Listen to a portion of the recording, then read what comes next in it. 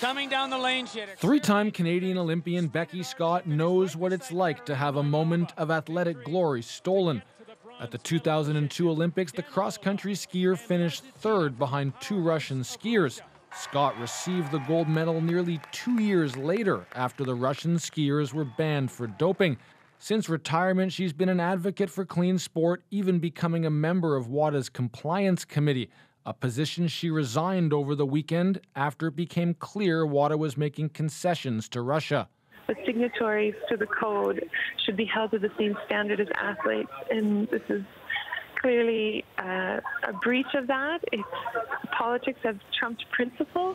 Canadian Olympic race walker Inaki Gomez shares Scott's concerns. This really brings their reputation to an all-time low, and seriously, it starts questioning the repute of the sport in general. Officials who drug test Canadian athletes are also angry. What Russia did, that's the biggest scandal in the history of sport. You know, Shoeless Joe Jackson, Pete Rose, forget about it. This thing is huge beyond all comprehension, and yet WADA has caved in and rolled over to pressure from Russia and the IOC. The head of the American Anti-Doping Agency echoed Milia's concerns. We hold our athletes to zero tolerance, strict liability. We also have to hold states that compromise the very rules in violation of international treaties and sporting rules that want to corrupt and rob clean athletes. Officials point out that in the wake of the Russian doping scandal, only two sports organizations, the IAAF and the International Paralympic Committee, actually banned Russian athletes. The IOC allowed most Russian athletes to compete in the last two Olympics. Jamie Strachan, CBC News, Toronto.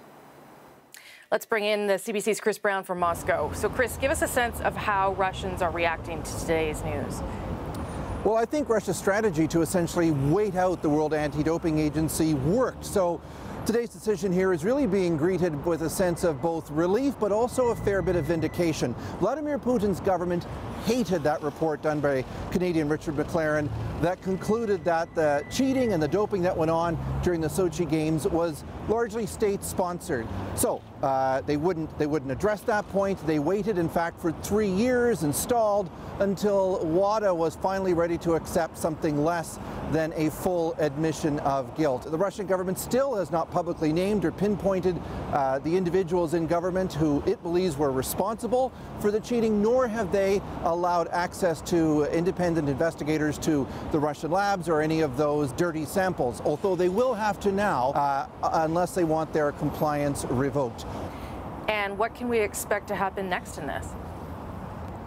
Well, crucially, this is good news for a lot of Russian athletes, particularly track and field athletes, who are hoping that they'll be able to be reinstated, not only competing overseas, but Russia will also be able to host competitions as well. Tonight on social media, we're seeing a lot of past and present Russian athletes talking to each other with a sense of vindication and also that they have triumphed over what they're calling hysteria from the West.